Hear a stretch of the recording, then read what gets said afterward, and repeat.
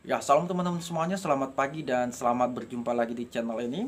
Dan pada kesempatan ini saya akan mengajak saudara-saudara semuanya untuk menyaksikan atau mendengarkan sebuah kesaksian yang sangat luar biasa, yang sangat menginspirasi kita bersama, di mana perjalanan hidup seorang artis yang bernama Yati Surahman, di mana pada saat ini sedang viral di media sosial, di mana beliau telah meninggalkan agama lamanya yaitu Muslim dan telah memilih Yesus Kristus sebagai juru selamat dan Tuhan dia pada saat ini. Puji Tuhan bahwa semakin lama dunia ini semakin banyak yang percaya dengan Tuhan kita Yesus Kristus. Karena hanya di dalam Tuhan ada kebenaran, tidak ada ketakutan, tidak ada kekhawatiran. Tuhan Yesus sanggup menjawab setiap permasalahan, pergumulan yang kita hadapi. Puji Tuhan, dan kita percaya dan kita doakan ya supaya Ibu Yati Surahman ya ini tetap menjadi tetap setia di dalam Tuhan dan tetap mengandalkan Tuhan di dalam setiap kehidupannya. Nah, seperti apa cuplikannya teman-teman? Marilah kita tonton video ini.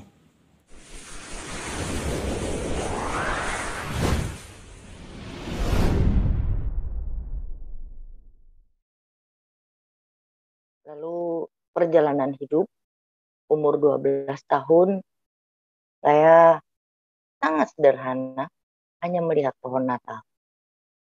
Saya merasa pohon Natal itu indah. Yang biasanya kebetulan waktu itu di daerah rumah saya itu, rumah orang tua terutama, ada orang Nasrani, jadi saya sering main ke sana. Saat Natal ternyata waktu itu, saya kok melihat pohon Natal seperti takjub. Waktu itu masih pakai pohon hidup, pakai pohon hidup. Terus dikasih hiasan. Kok dengan kesedihan hati? Kenapa saya punya kesedihan hati? Karena saya anak pertama. Waktu itu adik saya baru 5, tapi sekarang menjadi 8. Terus selalu karena saya anak pertama, selalu yang diberikan tanggung jawab saya. Artinya semua kesalahan adik saya, tapi saya yang harus bertanggung jawab. Sering-sering saya ngobrol dengan tante yang menganut agama Kristen itu, saya sering discuss, share. Tapi saat saya melihat pohon Natal, saya nggak jadi mau bicara atau mau share masalah saya saat itu. Tanya, terus tante cuma tanya, kenapa ya? Enggak, ini kok indah bener ya pohon Natalnya. Kok rasanya tenang hatiku gitu. Sangat sederhana sekali. Saya nggak tahu. Saya juga nggak tahu ada apa. Nah, setelah berlalu di rumah kebetulan yang selalu menjadi permasalahan adalah kami punya pohon belimbing buah. Maaf Ibu Belimbing, Yati, boleh mic-nya ya. dipegang dekat ke mulut Bu, Oh ya, biar oke, suara oke, lebih oke, kuat. Baik, terima kasih. oke. Belimbing buah itu tidak pernah berbuah. Bunga terus. Justru itulah yang sering menjadi permasalahan. Kenapa? Karena bunganya itu sampah. Kalau misalnya adik saya tidak sempat menyapunya, saya yang selalu disalahin. Itu permasalahannya. Satu saat karena saya pernah melihat pohon Natal, saya melihat itu, saya bilang, boleh nggak? Saya kan waktu zaman dulu orang-orang tua kalau merokok itu Kansas, Commodore. Kebetulan saya memang suka berprakarya gitu, bikin mainan apa. Saya gantung-gantungin, saya ikat-ikat sama benang apa. Mungkin orang tua saya, terutama ayah saya melihat, kok kamu pajang boleh nggak? Boleh. Dah. Tapi satu saat dia pulang kerja, dia bawa lampu. Terus aku bilang, kok dikasih lampu? Ya biar kayak tante sebelah. Oh gitu ya. Nah setelah dikasih lampu, itu kenapa terus setelah kita udah Natal selesai, pohon itu berbuah. Nah di sanalah saya bertanya, jadi pohon Natal itu ada apanya ya? Saya kan hanya, dan ini kan bukan pohon cemara, pohon belimbing. Tapi kok jadi berbuah? Dan buahnya terus-terus, tidak ada pakai musim, pakai apa, terus saja, terus saja. Saya bilang ini ada apa? Lalu saya mencari tahu. Lalu mencari tahu. Satu saat saya bilang, tante, saya boleh ikut ke gereja nggak? Waduh, jangan lihat keluarga kamu tuh kenceng loh. Mereka tuh wah keturunannya gitu. Ya nanti aku bilang aku main sepeda lah sama anak tante. Nanti biar aku nggak boleh pakai celana pendek kan? Aku bilang ya pakai rok. Oke aku bawa rok pendek. Nah dari sana lah terus aku belajar. Setelah itu saya minta baptis. Waktu itu di GBI Baptis Islam.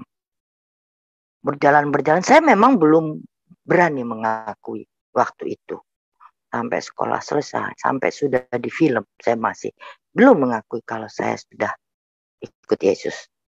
Nah, saat saya di film, saya ya namanya gadis, terus dapat lamaran lah sama orang Kristen. Tapi dia Kristen yang keturunan. Kenapa saya bilang itu keturunan? Saat dia mau kawin sama saya, dia bilang, kamu dulu baptisnya Selam ya? Oh ya, kenapa gitu? Aku baptis lagi deh. Emang dulu kamu udah dibaptis belum? Gitu. Kan keluargamu Kristen. Ya dulu aku baptisnya Percik. Oh, kok begitu? Nanti tanya dulu sama aku, sharing dulu sama Pak Pendeta. Lalu Pak Pendeta memberikan informasi bahwa Percik dan Selam sama aja. Terus akhirnya biasalah namanya belum menjadi suami istri dan masih muda. Mulai dia gimana. Terus hatiku terus goyah lagi tuh saat itu.